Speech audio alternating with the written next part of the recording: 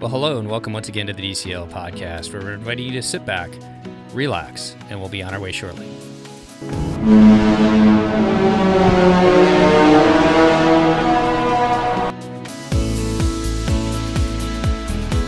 Well, welcome back to the DCL podcast, and it's always my pleasure to welcome back to the show our co-host. She's been on vacation again, Christy Puttick from PackYourPixieDust.com. How are you doing today, Christy?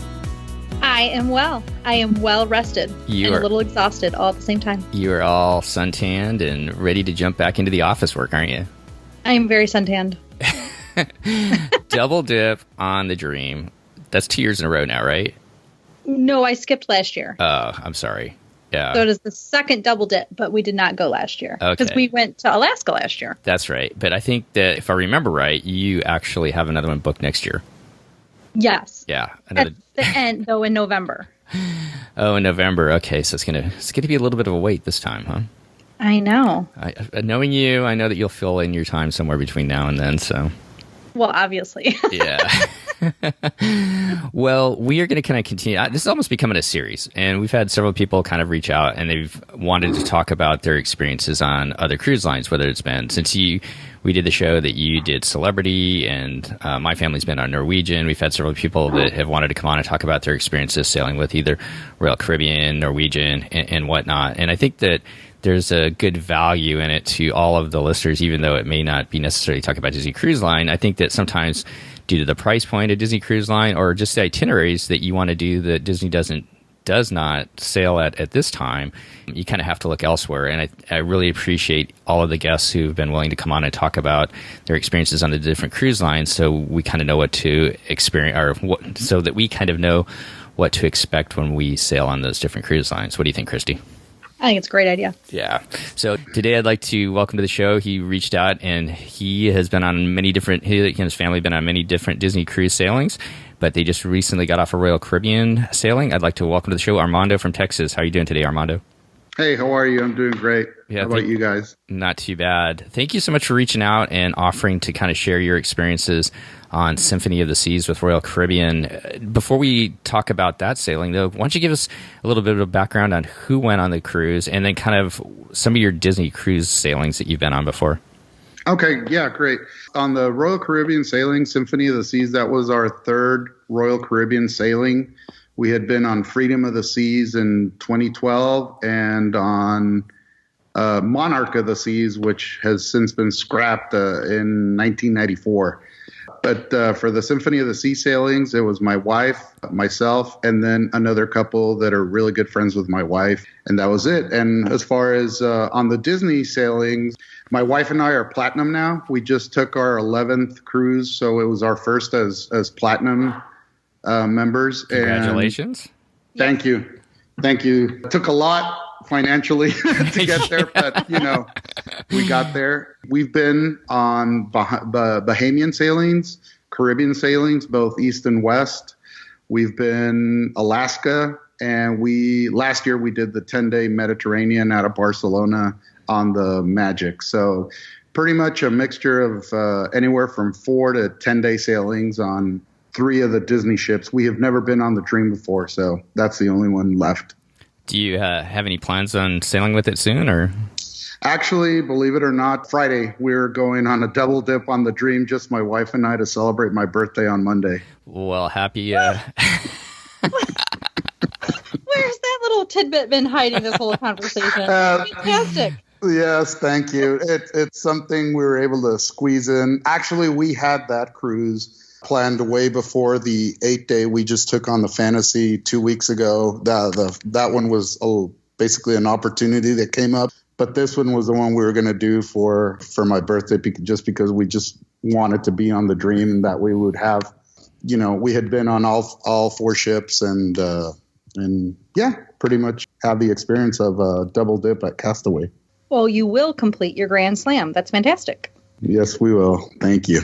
Happy early birthday to you, and I hope you have a wonderful sailing on the Dream. We're finally going to do that too, not the double dip though, but in October to finally get on all 4 ships. I know it'll be kind of exciting to kind of fill in that bucket list thing too. Nice. Yeah. So Well, let's turn to Symphony of the Seas and Royal Caribbean.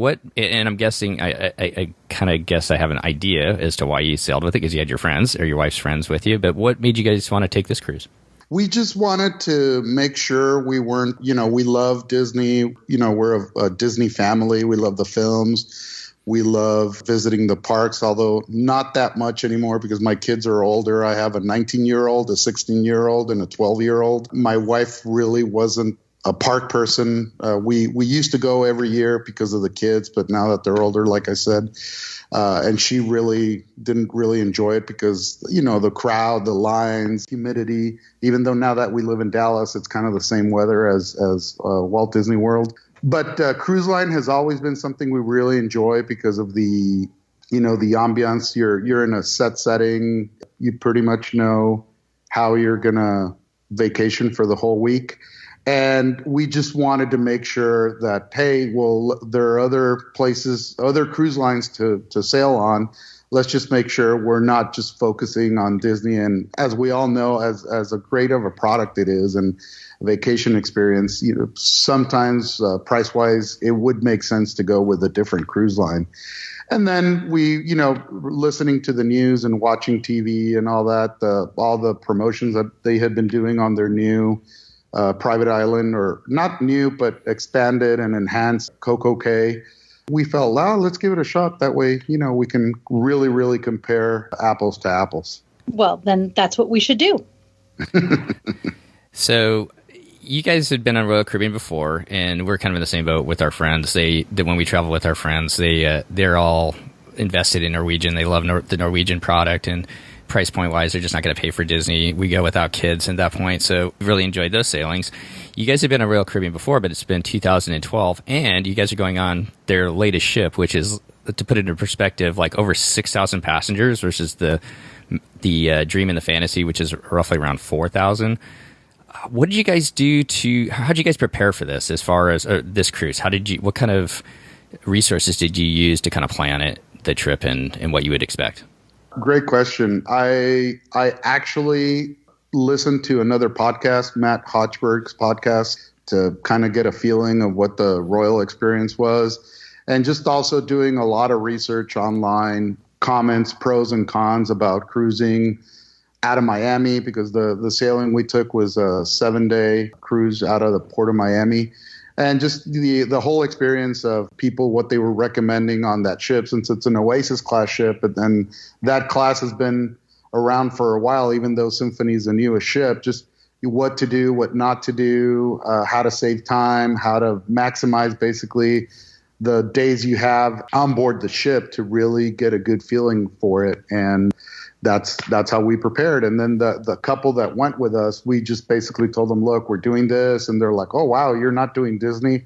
We're like, no, we really want to get a feeling for something else. And when they checked it out and, they saw, that's about the same. This other couple that we went to, they love to go to Mexico to all the all-inclusive resorts. So they kind of compared, and price-wise, it was about the same. So they said, okay, yeah, we'll try it with you. They had only been on one other cruise before in their life, so they were also kind of curious to see what these mega ships were all about. So this one is an Eastern Caribbean, 7-day sailing out of Miami, as you said. It goes to St. Kitts, St. Thomas, and then you have the day at perfect day at CocoCay. What were some of the things that you were able to book beforehand on the ship? Kind of like with Disney, when your booking window comes open, you look for those Palo and Remy reservations. With Royal Caribbean, what are some of the things that people should be thinking about as far as booking before they get on the ship? It's very similar to Disney. You basically log into their website and you can book a dining experience. They have a bunch of, comparing to Disney, Royal only has one restaurant that's included. They don't have rotational dining like Disney. So that restaurant, you go to dine the 7 days, unless you book a specialty restaurant, which on Symphony, I believe they have 5 or 6. So we bought a 3-night dinner package for the upgraded restaurants. So it was Chops Grill, Hooked, which is a seafood restaurant, and 150 Central are the 3 that we went to. Okay, so then beyond that, you've got the main dining room, which is included. And from what I've heard before, you can either do set dining times or you can do kind of an anytime dining. Can you talk about that at all, Christy? I think that kind of answers itself, maybe, right? Okay. So they have the 2 sit-down dining times, like most of the cruise lines. But then they also have where you can actually make reservations, or you cannot make reservations. The anytime dining, which is just from like 5:30 to 9 or something like that. And you can show up anytime you want, or you can say, I want my reservations to be at a certain time. What did you guys do in regards to that, Armando? We chose the equivalent of second seating, so it was 8-ish, 8:15. But we kind of like the set dining time, because that way, as much as you're on vacation, and I'm the type of person that I don't want to be on a schedule, but for that particular experience and for dining, that's probably the only thing I will, want to, okay, we have to be ready by 7:55 so we can walk down or walk up and sit down, have a nice dinner, have a nice conversation, and then we can carry out the rest of the evening. Perfect. Well, what about drink packages or things like that? Did you book anything at a time in regards to that? Unfortunately, one of the few things that I never checked were the drink. We do like to drink wine and cocktails, and I never checked what the pricing for Royal was on an individual basis. So I just, pulling out the last few statements for Disney, I kind of did the math and then divided how much the unlimited drink package for Royal cost, and the math made sense just to buy it, which I was glad we did, because the onboard single drink prices on Royal are double or 3 times the cost of a Disney cruise. Wow. This is a total weird side note, but I was back in D.C. with my brother and his partner, and we're doing a cruise on Disney with them coming up, and they've never been on Disney. They were looking at the drink prices on Disney, and they were like, wow, this is... compared to DC drink prices, they're like, this is going to be super cheap going on Disney. So just another perspective, I guess. So good on you for getting that drink package ahead of time. And that also includes sodas, because sodas are not included when you're on board Royal. That's correct?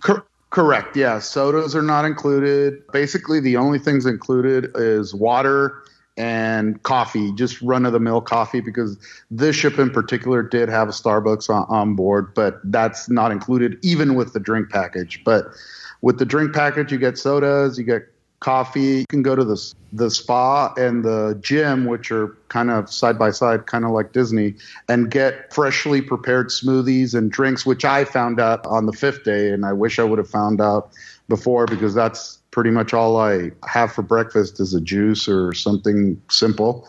But that was included as well, and they prepare them right there on the spot for you. So, how about any entertainment options? Was there anything that you guys booked ahead of time? I know, like on Norwegian, they have some of their shows go for a cost, and so we booked a kind of a Cirque dinner package for one night. Did they have anything like that for you guys? Not on this sailing. You did have to pre-book your shows. It's not like Disney where you just show up for either the first show at the Walt Disney Theater or the second one. Here you actually have to book your spot, and I'm sad to say that we booked, their headliner Flight is one of them. The other one is one at the outdoor stadium. I forgot the name, which is kind of like a diving show.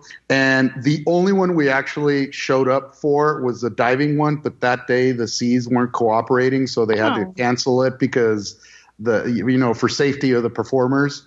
But the other ones we kind of missed, and I guess as we go along, I'll talk about what was one of the things I did not like about Royal versus Disney, and it was basically the entertainment. You have to schedule it.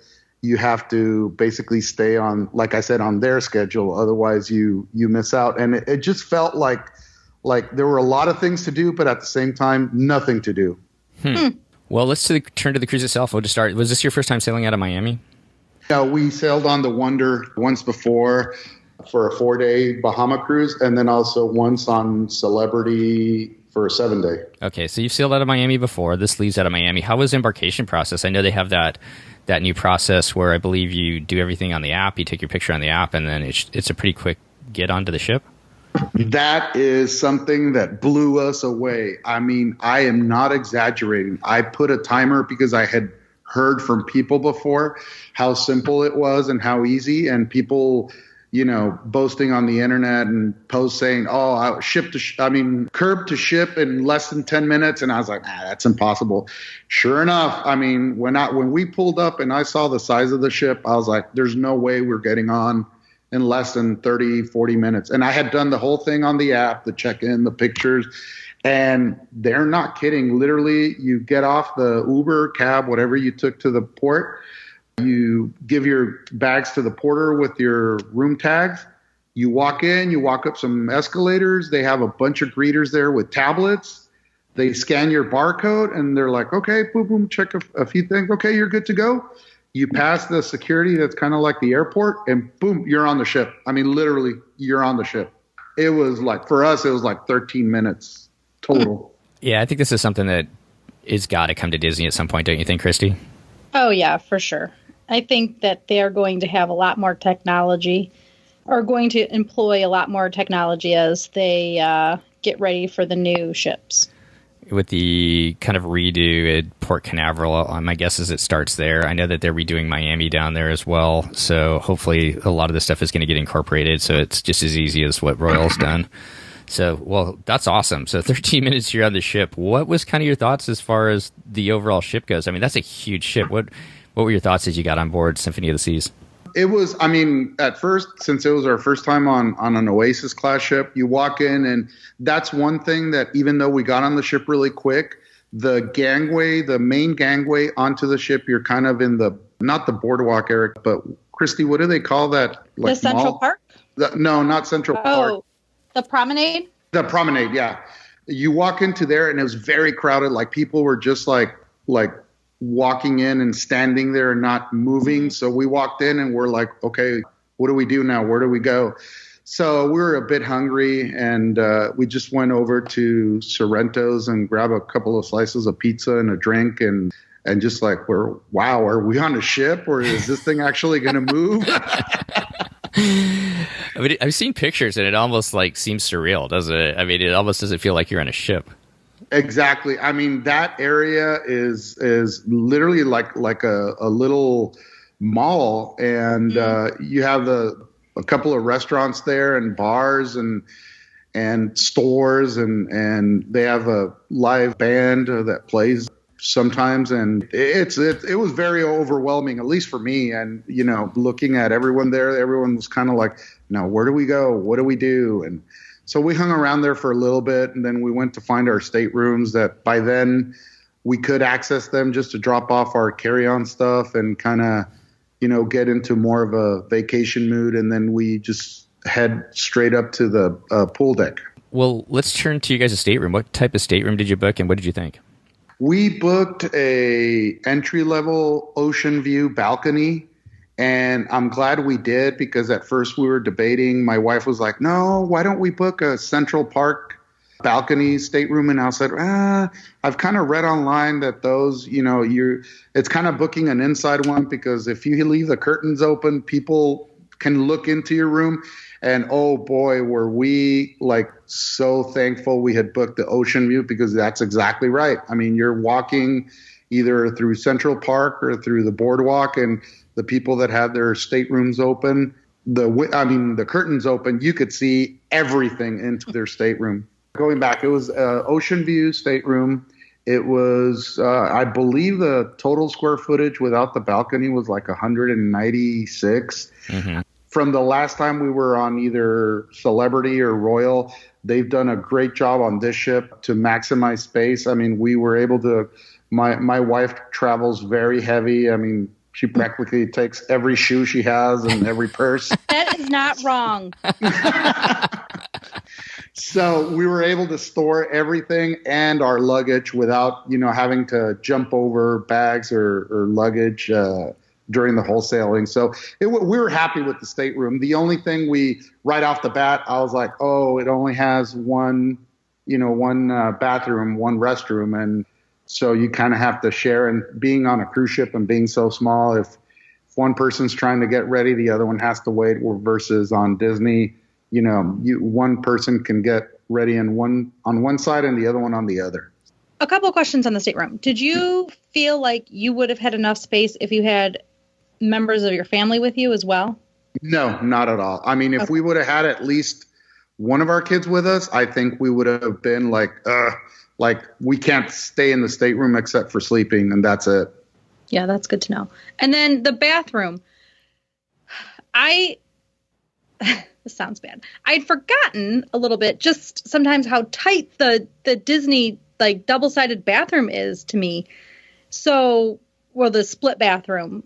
I felt like there just wasn't a lot of space in the Disney bathroom. What did you, and I know that it's smaller, but did you at least feel like you could spin in a circle and move around and not run into something? Oh, yeah. No, I totally get what you're saying. I mean, I heard a joke from one of the comedians on a Disney ship that he's like, yeah, on a Disney ship, you're in the bathroom and you slipped, you fell, and you didn't go anywhere. Because that's how tight they are. That's how the comedian referred to the restroom. I'm a big guy. I'm 6'1". I'm 250 pounds, so I'm really big. And believe it or not, I always on the Disney ships take the bathroom that has the shower or the tub to put all my stuff, and then my wife takes the other side for her stuff and to get ready. I've never felt claustrophobic or like, it feels too tight. Yes, the Royal bathroom is a little bit, it's not twice the size like if you had both Disney bathrooms put together. It is a little bit more ample. It's still a single sink and a little countertop space for your stuff. The shower, I didn't feel it's a stand-up shower, no tub, with a glass or plastic enclosure to give you a little bit more, I guess, the illusion that you have more space. But no, I mean, I didn't feel it was either more ample or less ample. I mean, for me, I've never really thought about that, but it's I'll have to notice it this coming weekend when we go on the Dream. Yeah, you'll have to compare. What cabin did you get on the Dream? We did a ocean view. We're on deck 2 for the Dream. I think it's category 9D. Well, let's turn to the food on board. I know that they have a buffet, and then, as you said, you had the regular restaurant, and then you guys had some specialty dining. But can you talk about the buffet and then your thoughts about the different restaurants you guys went to? Yes, buffet, the Windjammer. I think that's what they call it, Windjammer. Yep. It's all the way up on deck 12. It's a little confusing at first to get to because you exit the elevator and then you have to walk up some stairs and then it's there, and it's huge. It's humongous. They have a bunch of serving stations. The quality of the food was meh. I mean, it's I guess what you would get out of Luby's or maybe a little bit better, but a lot of stuff that you're used to, going back to Disney, like shrimp and crab and stuff like that they have on a daily basis. It's just missing here. They just don't have it. For our sailing, they had a bunch of Indian food. And I asked one of the main people at the restaurant, and they said they do look at the nationalities of the people sailing, and they'll tend to lean to the cuisine based on, the majority of the people sailing, just so they can accommodate dietary requests and needs. So for our sailing, they had a lot of Indian food, a lot of, obviously American food, the pizza, hot dogs, burgers, a lot of Italian spaghetti and other Italian dishes. It was okay. It wasn't bad, but it wasn't great. Okay, and then how about the main dining room and then the specialty restaurants you guys went to? Yeah, the main dining room. We had a 4-person table, so it was just us, my wife and I, and the other couple we were with. My wife's friend, she has very strict dietary requirements.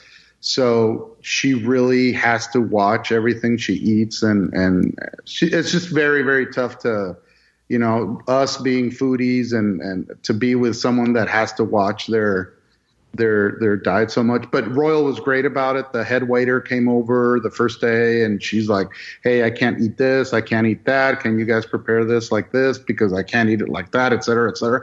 And they were very, very accommodating. I felt the first couple of nights our waiter kind of lost his patience a little bit because my wife's friend can get a little bit, I guess, overboard after she had explained everything and they had written it down. And, they're like, we're going to take care of you. Nothing's going to happen. You're not the first and you're not the only person that has dietary restrictions. And the only thing is I felt the waiter, I guess, I don't know if they have too many tables assigned to a waiter and assistant waiter, or it's just he wasn't used to dealing with someone with dietary restrictions. But it worked out. I mean, the main dining room food, the first 2 nights, I couldn't even finish my food. It was horrible. I don't even remember what it was. And they, don't get me wrong, they kept offering me to bring me other stuff. But by that time, I was like, you know what, I'm done. I'll have something else later if I'm hungry. But yeah, but the service was good. It not up to like what you're used to at Disney, but it was really good. And they were very attentive and they kept asking, is there anything else we can do, this and that, et cetera. But yeah, the food quality the first 2 nights was not anything to write home about. Well, let's turn to the specialty restaurants. What were your overall thoughts at Chops Grill and the other 2 that you went to? Okay. The first one we visited was Hooked, which was a seafood restaurant. The food was really good. I mean, everything was right on point. The service was very bad. Mm-hmm. I don't know if the restaurant was understaffed that night because it was kind of empty, which surprised us. But the food was really, really good.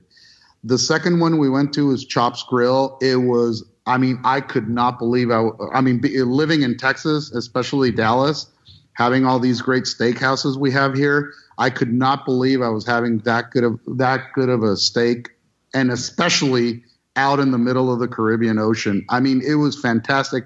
Our server, I have to say, she was one of the best servers I've had anywhere, not just cruising, but any restaurant, any hotel. I mean, she went above and beyond. She was like Spider-Man.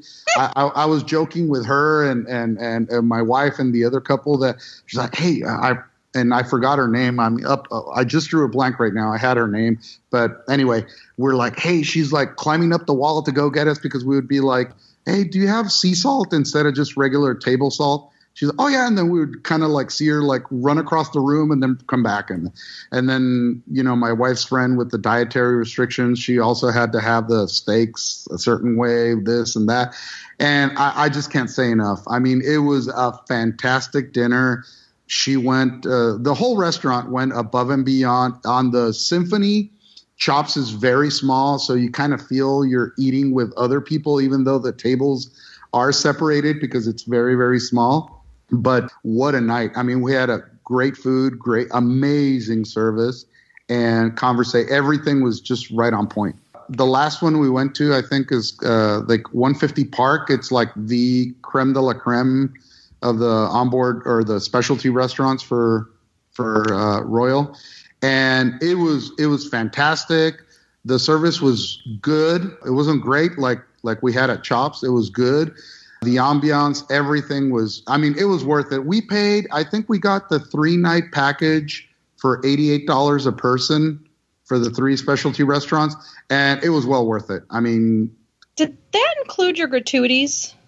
Yes, it did. We tipped our waitress at Chops extra just because both my friend and I felt that, considering his wife's restrictions and all her requirements, and then just everything she did for us to make our meal as pleasant and as happy, we tipped her extra, but they were included.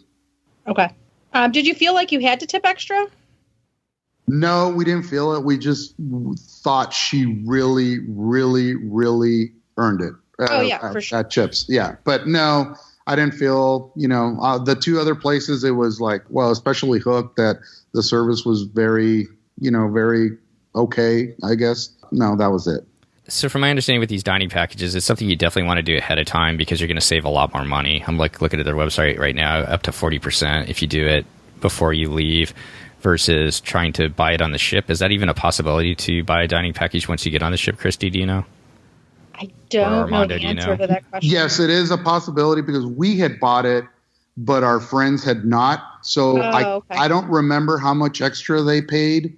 I paid $88 per person, but they did it because they actually, when we got on board, I told him, hey, did you get the package like I told you we were going to do? He's, I forgot. So he went down to customer service, and he actually was the one that booked the 3 restaurants, because the way it works with Royal, when you buy these packages, they book the first restaurant for you, and you have to do it either your first or second night on board. Mm-hmm. So we had gotten hooked, which, I can understand now because it was basically empty the second night. And then we went to Chops on the 4th night and 150 on the 6th night. You can book one before you leave, and then the rest you have to book once you get on board. That's what you're saying? No, you don't even book them. They assign it to you. When you get on the ship, you have a card or something in your stateroom saying that you got assigned either the first or second room. You can go down to customer service and request them to change it. And with us, it was not a problem. You know what? I'm going to correct myself. I said 2nd, 4th, and 6th night. We actually went 3rd, 4th, and 6th night. I remember my friend changed it because he didn't have it. So it was like, can we go the 3rd night? And they were, they accommodated us. So how was the availability? Because other cruise lines actually do it that way too, that if you book a package, well, at least Celebrity and Royal, and since they're owned by the same parent company, that does make sense that way. But if you book a specialty dining package, you can't pre-make those reservations. How did it work getting the steakhouse and getting the other restaurant? To be fair, I'm not too sure. What my friend told me is when he went down to customer service to add the package, he lives here in Dallas as well, so he was very interested in trying out the steakhouse. So he asked them whether they had availability or they made availability for us. I can't really say. One thing I will say is that we're late diners. Being Latino, we're used to eating very late dinner, like 8, 9, 10 o'clock. Not a problem for us. And all 3 dinners were kind of late. We're at least 8:30 or later. So I don't know if that had something to do with it, that there's more availability the later you go, because typically people, have dinner earlier between 6 and 8, I guess. So that's maybe why we didn't have any problem booking the restaurants we wanted to book. Okay, that makes sense. Well, let's turn to entertainment then. You had some interesting comments as we kind of started the show, Armando. What were your thoughts about the entertainment aboard the ship, and what did you guys experience? We did not experience a single thing. Oh, no.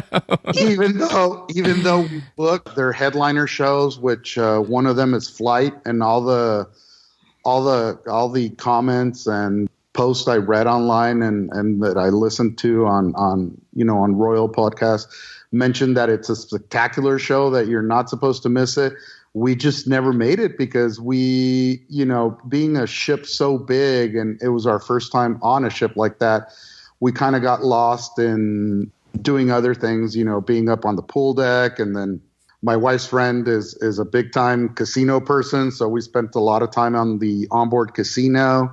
And we just, by the time we would we would get the alert on the phone from the app saying, the show started. And we're like, should we run there? Should we get there? I guess we'll catch it another time. And the only show, like I mentioned, that we did make every effort to get there, we were on our way there, and then we got the alert that they had canceled it because of safety concerns, was I forget the name, but is the show that involves the divers on the outdoor theater. Yeah, it's their Aqua Theater show. Correct.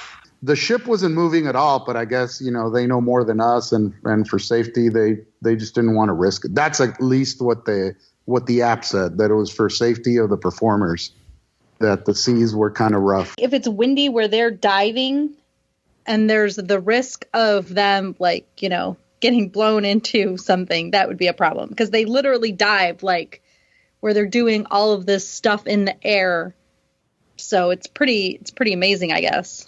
No, and actually the theater and the pools where they dive into in person are probably a third or of a fourth the size as what they look on in pictures and video. They're super small. I mean, it's a very small venue. It looks really big on the pictures and the videos, but our sea safety drill, that was our muster area, that theater. when we got there, and I was like, this is where they're going to dive into? I mean, it's like diving into a glass of water. It is very small. So I can understand. Yes, Christy, what you're saying makes total sense that, even the slightest wind could knock a performer, off balance or something. And so I guess, they know what they're doing. Well, how about the pool deck? You said you went up there. What were your thoughts? They've got all kinds of water slides. They got the flow rider. Did you experience any of that? And how crowded was it, like on a sea day? What were your thoughts about that? Okay, our itinerary was the first 2 days were sea days. So we spent a lot of time up there. It did not feel crowded in spite of, I think our sailing was at capacity, which is almost 6,600 passengers plus staff. So we were able to nab, lounge chairs very easily and relax and whatnot. The whole back of the ship on the top deck is where they have the flow riders, the zip line, the rock climbing wall and all that. But all that's extra. It's not built into the price of the cruise. So you have to, first of all, you have to book it, preferably in advance. Secondly, especially the flow riders, they're not cheap. They're over $100 a pop. And from what I saw, because I actually went back there and sat down, they have like bleachers where you can sit down and see people experience it. It doesn't last that long, so I'm kind of glad I didn't. And then they have a whole sports deck. I'd like to clarify on the flow rider because I'm pretty sure it's included. It's that the lessons cost money. Okay. So the actual act of surfing does not. Then I guess when I went online and was looking at it, I must have seen where, you have to take, or not have to take the class, but then it was the class, and I guess that's what I misinterpreted as thinking it had a cost to it. I think the rock climbing wall, unfortunately for you now after the fact, is included as well. Okay.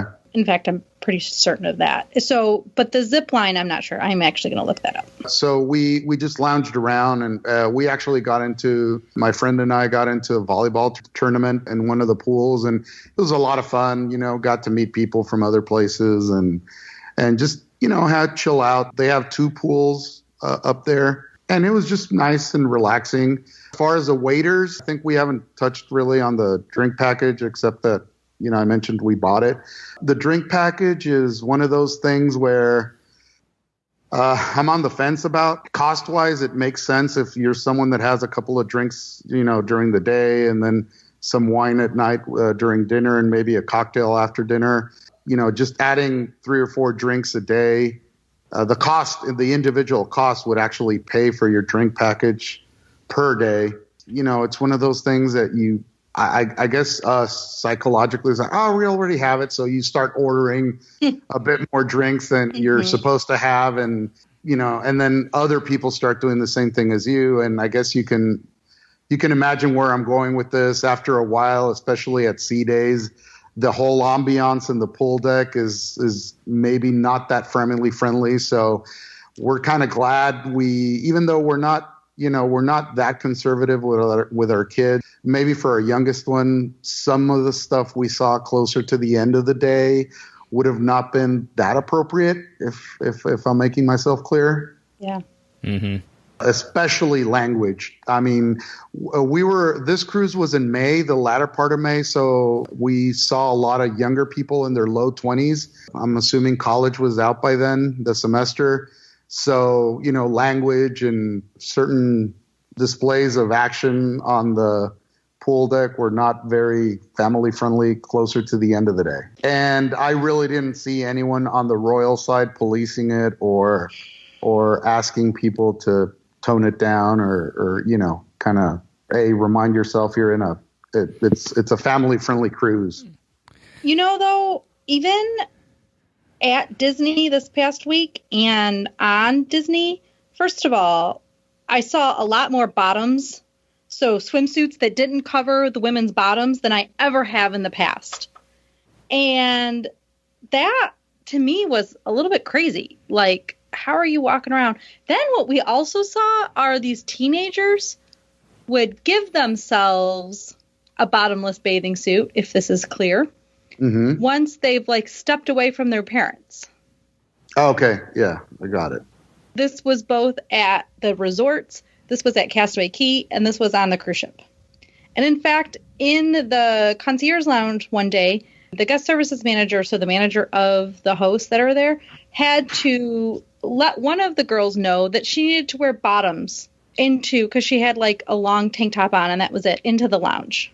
Wow. And then her missing bathing suit bottom for the most part. So, I mean, I think that as a culture, we're just getting a lot more, people are doing as they choose, I should say. Mm-hmm. So it would be hard if I had teenage boys on that cruise. I would really have a hard time nowadays. It's getting a little too far for me. And I asked Disney about it, and they said, I asked somebody, and they said there is no policy for whether you need to wear full bottoms or not on Disney Cruise Line. At least not one that they are aware of. I'm kind of shocked that it doesn't exist. Wow. Mm-hmm. So I wonder if that's something that will happen. But anyway, in the future. A couple of other things I was going to say is the Royal Caribbean app before you get on the ship has a lot of bells and whistles and a lot of, this is before Disney updated the app as they did recently, that you could do basically, like you said, Steve, everything on the app, check in, book everything, kind of like you can do on Disney now. But once you get on the ship, the app was kind of useless to us. And I know, Christy, you're a huge advocate of paper navigators, forgot what they're called on the Royal side, which they don't give it on paper anymore. At least on our sailing, they didn't. We really had a tough time navigating the app for information and stuff. And the couple we were with, my wife and I, since we're both self-employed, we purchased the drink package that does include unlimited internet. That's the oddest drink package I've ever heard of. Yeah, believe it or not, it's like you buy the drink. They have a particular class of drink package that has unlimited internet for one device. So since I purchased the drink package for her and for myself, we both had unlimited internet. But our friends, they both work for someone else. So they were kind of like, I'm on vacation. They're not paying me to reply. I'm not replying. So they did not buy internet package. And guess what? Royal does not have an app chat like Disney has. So it was impossible for us to communicate with them while on the cruise, while at sea. So we would have to literally try to call them at their stateroom or leave them messages. Hey, we're going to be here. And then they would like, oh, we went there, but you weren't there. And we're like, we waited for you guys for a while. So we left. And so it was very, very inconvenient that, I asked them and they said, well, it's because everyone buys the internet package. And I'm like, well, not everyone. Our friends didn't buy it. So that was kind of inconvenient. And they don't have Wave phones. So you're really, really stuck if you're traveling with people that are not purchasing the internet package. One thing I do give them a lot of props is their internet package is amazing. We, a couple of days in the afternoon that we were kind of fed up with the sun, we would go back to the stateroom. We're actually able to stream shows. No problem. No buffering, no issues whatsoever onto our iPad and just relax and unwind and take advantage of the internet. And it was actually nice not to have to be logging in and logging off, not to waste all your megs. So that I do give Royal a lot of props on. Their Voom internet is pretty Voomy. Yes. So did they have, though, a really inexpensive option to basically chat? Nope. It was just now they only sell Voom. They have two classes of Voom. Voom that is basically text and messaging, and then the Voom that's the streaming one. That's it. Do you recall how much the Voom that was text and messaging cost? Unfortunately, I don't. I just, we paid $44 for the drink package per day. That included the Voom. And I think that you would have, for that price, gotten it for a little bit of a discount. So you must have gotten it at a discounted price. Yes, because I bought it before we got on board. Yeah, perfect. I think we saved 20 or 25% off of if we got it on the ship. Oh, good. Well, with a ship that big and all those different spaces, that would be really frustrating if somebody did not, just because we've gotten so everybody's just gotten used to like that instant communication and, being able to change plans at the last minute. Hey, we're going to do this now, or hey, this is going on. So I could see where that would be very frustrating. I couldn't imagine doing that with our kids, having them running by themselves on a ship like that. No, totally. It was very, very frustrating. I mean, I really thought they were going to have something, especially like you said, for that big of a ship, So yeah, I agree with you. I wouldn't have liked my 12-year-old running around without me. Hey, where are you? Hey, we're going to go do this. Do you want to go? Et cetera, et cetera. No, I would have had to buy the internet packet just for him. And then it defeats the purpose of getting on a ship and kind of disconnecting. Definitely.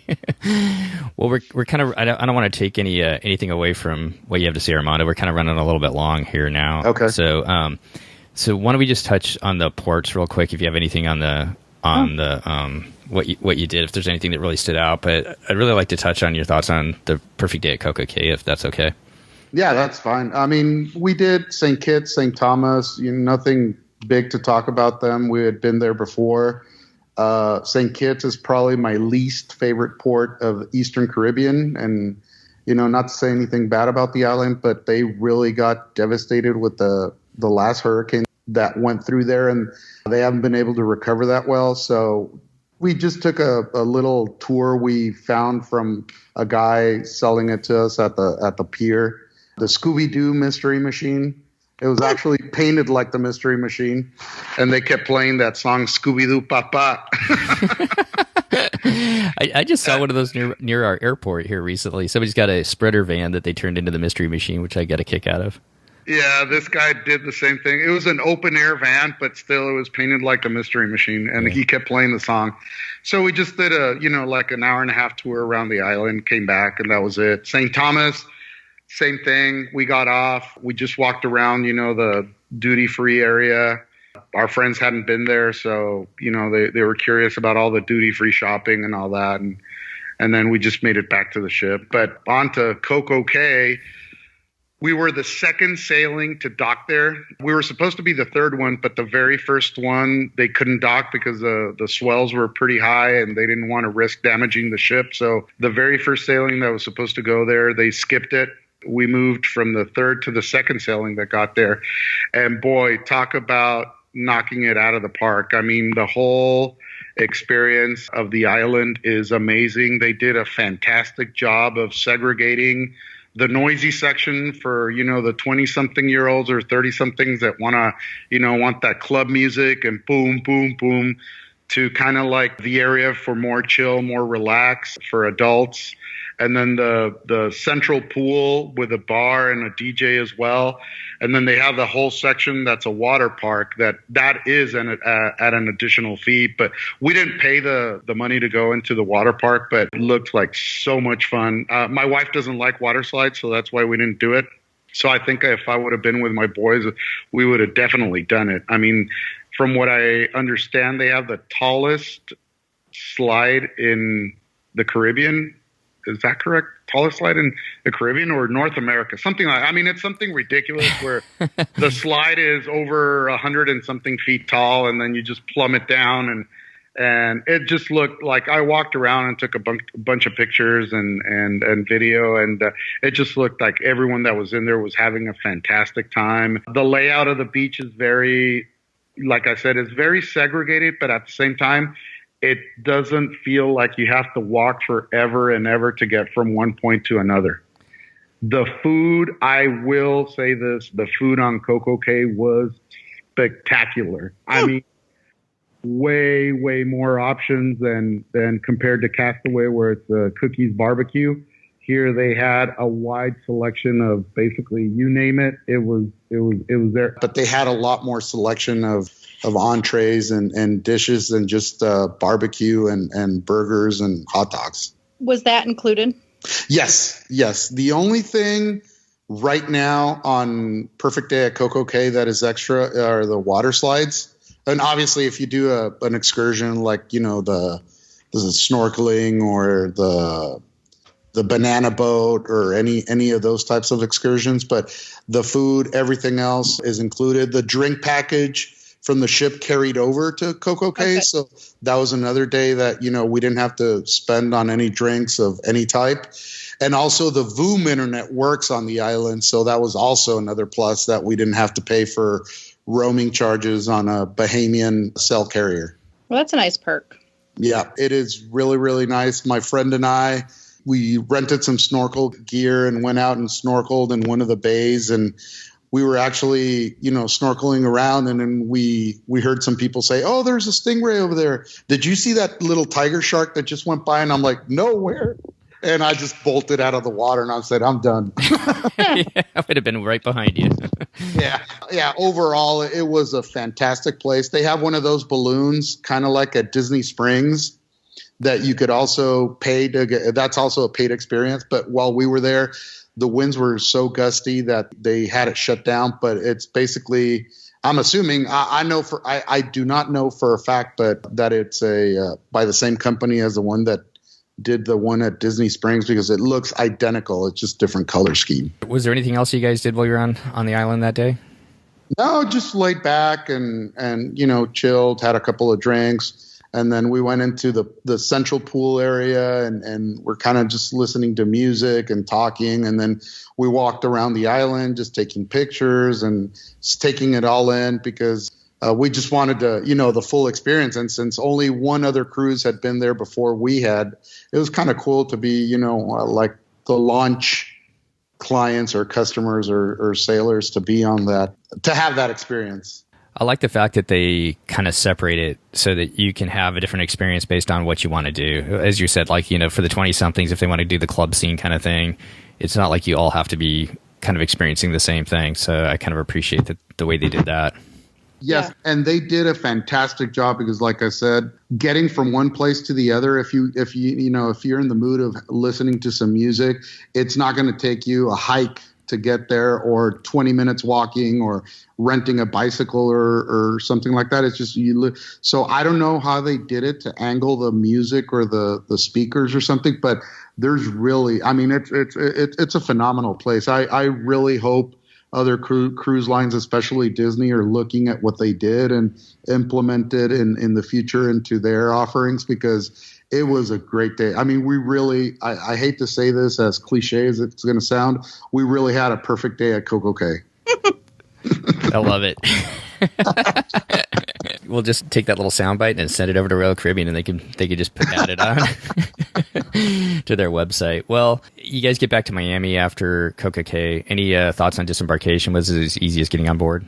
I'll tell you this. I don't know what deal Royal struck with CBP, Customs and Border Protection, but disembarking 6,500, 6,600 passengers, the way they do it, I don't know if you've seen this, Christy, yourself, but they don't have officers anymore, at least at the Royal Terminal. They have facial ID scanners. Mm-hmm. And you're walking off the ship, and they're not uniformed CBP employees, so I don't know if they're contractors or they work for Royal or what, but literally you're walking through and they just ask you to kind of like stand. Then you get a green light, go. And I'm like, where am I going to show my passport? They're like, no, you're done. You can leave. Yeah. And then you walk out of the terminal. Celebrity had that as well. And they'll even scan the children. So Blake had his little facial recognition. He had his little face recognized. But they are somewhere. So the Border Patrol are there. But yes, that process is so fast. It's so fast. Disney needs to do something, because last week, man, it was a mess. Tell me about it. 2 weeks ago for us, the same thing. We took Magical Express, Disney Cruise Line transport from the port to the airport, and we almost missed our flight because of getting off of the ship was just so slow. And it was due to the CBP people just, doing their job basically, but they were taking their time. Mm-hmm. It's kind of interesting. I'm not sure. Each port and even the airport is completely different. It's based on how, I'm sure there's overall guidelines that they want to do, but then it's also how the cruise line and the port wants to implement the security along with, like you said, CBP. But we're just going through San San Diego, just came back from Mexico 2 days ago. And you don't fill out any paperwork at all. You just walk through, show them your passport, and you're gone. It was really fast. So I think that things are changing pretty rapidly. And like you said, hopefully Disney will get on board and make it a little bit easier out of all the different destinations that they serve. Well, Armando, thanks for coming on and sharing your thoughts with this. Before we leave, do you have any tips for people that are sailing with Royal the first time? And will you guys be back with Royal? My number one tip is contact a travel planner like Christy, because it's especially if you're cruising on a ship as large as Symphony of the Seas or an Oasis class, you really need someone to hold your hand and tell you what to do, what not to do to maximize and make your vacation a little bit more enjoyable than if you just like book it and get on it. Okay, and now what do I do? So that for me is a must. Using a travel planner, reading up online. You can always take comments and recommendations as a grain of salt because we're all very different. So what I might like, you might not like. So just take it as a basis reference, but not really as a word. But it's good to have a general idea. And lastly, to answer your question, I don't think we'll go back to Royal for a lot of reasons that we didn't touch or I may have implied or not, because we just like the Disney experience way more. We truly feel the service is above and beyond anything else we've experienced on any other cruise line. My wife and I just enjoy the smaller ships, not as small as the Magic and the Wonder, but kind of the Dream class ships, even though we've only been on the Fantasy so far. We enjoy that size for us as our sweet spot. We just like the way everything's laid out with Disney and for us, it's just the way we feel when we're on the Disney ships that we tend to enjoy the vacation a little bit more. The only reason I would go back to Royal or any other cruise line is if we were traveling with people that could really not afford to go on Disney, or they would really say, hey, let's just try something different just so we can try something different. And that's basically it. But if it was my wife and I again on a solo cruise like we're doing this week, we would just go back to Disney. I think one of the great things about Royal are the ships, and that is the destination versus maybe either the destination or the people, which I think Disney, you get more of the people or the little things like when you're walking the halls and you hear the Disney music, like that's what's great about Disney. But then the things like maybe the zip line or the people who want to go ice skating or a rock climbing wall or something like that occurs on Royal, those types of activities, I think people who are looking for those activities, maybe that's why you would pick going on Royal. Any other final thoughts, Armando, before we finish up? No, I just want to thank you both for allowing me to come on and talk about, our experience and our love for Disney, and also being able to compare a little bit back and forth and just give my thoughts and experiences on this Royal Caribbean cruise that we took. Well, thanks, Armando, for coming on, and really appreciate those words. I really appreciate you reaching out and sharing your and your wife's and friends' experience on Royal Caribbean. Like I said, I think, it doesn't always work out for everybody to go on Disney every time. So I think, having, yourself and others who have come on to kind of share their experiences, it really kind of helps our listeners figure out what they would want to do if Disney's not going to work out in their future or is not going to work out for their next cruise. So I really do appreciate all your insight and your thoughts into your guys' cruise. And I want to wish you all the best. Well, once again, an early happy birthday, and just have a great time on the Dream next week. Or in the Thank you days, so much. Yes. And well, just have a great time on the Dream. And if you want to come back and talk about your double dip afterwards, we'd love to have you come back and talk about it. Thank you. I appreciate that. Well, that's going to wrap up our show today. Once again, I really want to thank Armando for coming on and sharing his and his wife's experience sailing on the beautiful Symphony of the Seas with Royal Caribbean. And as talking about sailing, we're sailing on into the holidays. Well, it's been the holidays now for a couple of weeks, but we are now in the heart of December, and we've got a couple of very maritime trip reports, which will be coming your way. Look for those next week, one of the first ones, and we'll try and bring as many of those as we can to you between now and December 24th. If you are interested in helping support our show, you can do so with our Patreon program. You can find out all about it over at patreon.com/DCL podcast. And if you have time, we sure would appreciate it if you would leave an iTunes review for us. That helps us get the show known just a little bit better in the podcasting community, the cruising community, and of course in the DCL community. We really do appreciate each and every one of you that has taken the time to leave us an iTunes review as well. Well, if you would like to come on the show, you can reach out to myself, Steve, at DCLpodcast.com, and we will get you set up after you get back from your cruise, Adventures by Disney adventure, maybe even Run Disney. We're going to try to keep that going here as we come up to Marathon Weekend. We're going to put a show together afterwards, kind of recapping it. I know one of our listeners is headed out on the cruise for sure. We'll be doing the Castaway Challenge over there with DCL. So how cool is that? I would love to do that someday. So look for that to come in the future as well. Well, between now and our next show, if you are heading out on your next vacation, all of us here at the DCL Podcast would like to wish you fair winds, and safe travels as you head out on your next adventure. Once again, thanks for coming back and taking a listen, and we'll see you next time on the DCL Podcast.